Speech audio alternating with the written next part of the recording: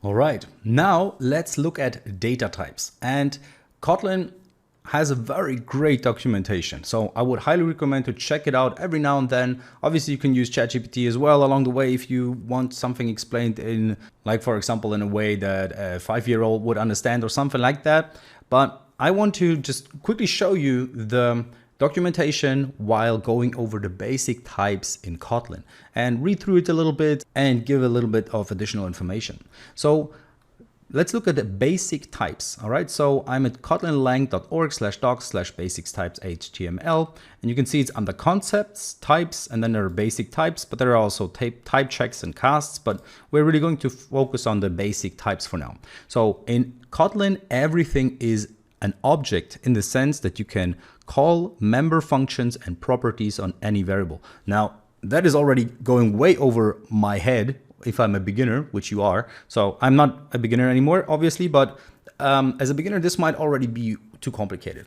So, but still, let's go over it a little bit and then we can come back to it. And also I will show you how to use ChatGPT to make it even easier to understand something if you want to understand what's going on this page a little more. All right, so let's go over the next sentence. So some types can have a special internal representation. For example, numbers, characters, and booleans can be represented as primitive values at runtime, but to the user, they look like ordinary classes.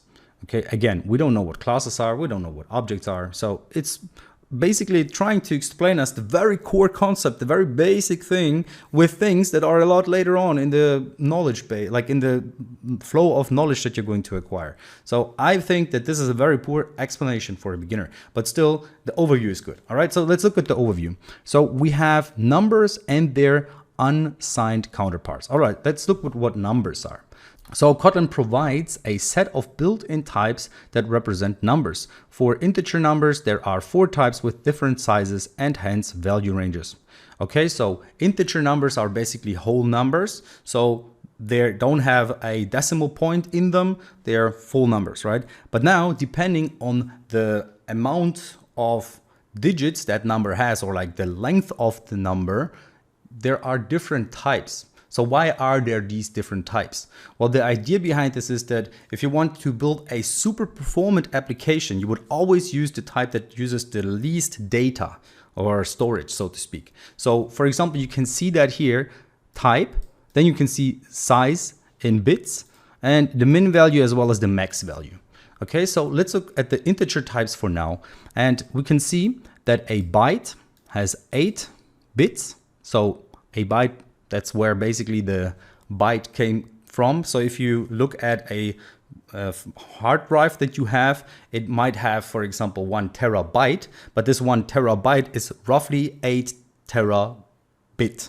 Okay, so that's where this bit and byte thing comes from, more or less. Okay, so it has a minimum value of -128 and a maximum value of 127. So how does that come about? Well, the thing is, what you can basically do is you can take 2 and then take the exponent of 8. 2 by the power of 8 is 256. So if you take 256 and divide it by 2, then you have 128 for the negative numbers and you have 128 not quite for the positive numbers. So in this case, 0 also has to obviously be somewhere, right? And that's why it doesn't go all the way to 128 here, because there is the 0 in between. So you have -128 all the way to -1, and then you have 0 all the way to 127. And that's how this byte comes along. And you would use that, for example, for super performant graphical applications, where if you only need to store information that is super small, like a number between 1 and 100 or -1 and 100 and 100, then you would use a byte. So it wouldn't make sense for you to use a, for example, integer that requires 32 bits. So 4 times as much storage on your device, on your RAM, so to speak, because this is taking up RAM. So the read access memory, I believe, is what it's short for. So what's basically happening here is with each next type, you double the power. So by the power of 8, Now you have by the power of 16, that's the next thing, and that's where you have the short data type. And that's going all the way from minus 32,768 to plus 32,767. So there's the 0 in between again, and that is 2 by the power of 16 is 65,556, I believe.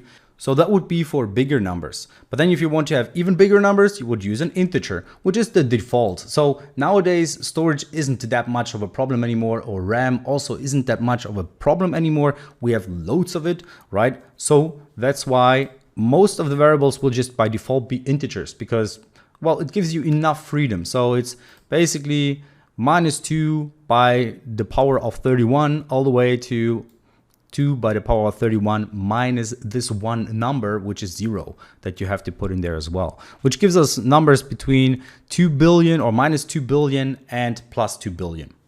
And then if you want to store super long numbers, then you would use a long data type. And you can see it goes like all the way to minus 2 by the power of 63, which is this number of, like, what is it? This is a billion, this is trillion and quadrillion, I believe. And then quintillion or something like that. I don't know how the English uses the zillion thingies. In German, that would be Million, Milliarden, Billion, Billiarden, and that would be trillion.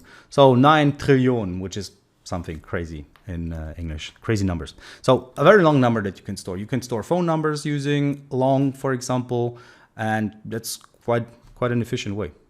So if we want to store a data, you see, what we can use is this val thing. Okay, we create a variable and we give it a name. So the variable short keyword that you need to use in Kotlin is val. So val 1 equals 1, this will automatically be stored as an integer. Even though we did not specifically state that we want to store this 1 as an integer, it automatically does that. So if we want to store something as a byte or as a short, we need to specifically state that, because otherwise Kotlin just interprets any number that fits into the integer easily, so to speak, or into the integer, will automatically be considered an integer. Now, if you want to do something like 3 billion, suddenly it jumps from integer to long, because 3 billion, as you can see, does not fit into 2 billion anymore, which makes sure that it stores the data as a long. So in other programming languages, you always have to define what data type you want to use for your variable. But in Kotlin, you don't have to do that. You just have to assign a value to that variable, and then the variable will know what data type it has by inferring the data type. So it just knows it, so to speak, okay? So if you put something like 3 billion in there, it just knows, okay, yeah, I'm going to store that as a long value. All right, and then if you want to store the 1 as a long data type, because later on you want to have a very big number inside of that variable, or you want to have the freedom of having very big numbers inside of that variable later on, then you can specifically state that by adding the L to that 1. So suddenly that variable is going to have the flexibility of storing numbers that can go all the way to 9 quadrillion, no, quintillion, I think we said, right? Minus 9 quintillion and 9 quintillion. And then if you want to specifically store that 1 as a byte, you can say so by using the val keyword, then the name of the variable, then colon, empty space, and the data type. So in this case, you see the data type is byte. So that's the name of the data type.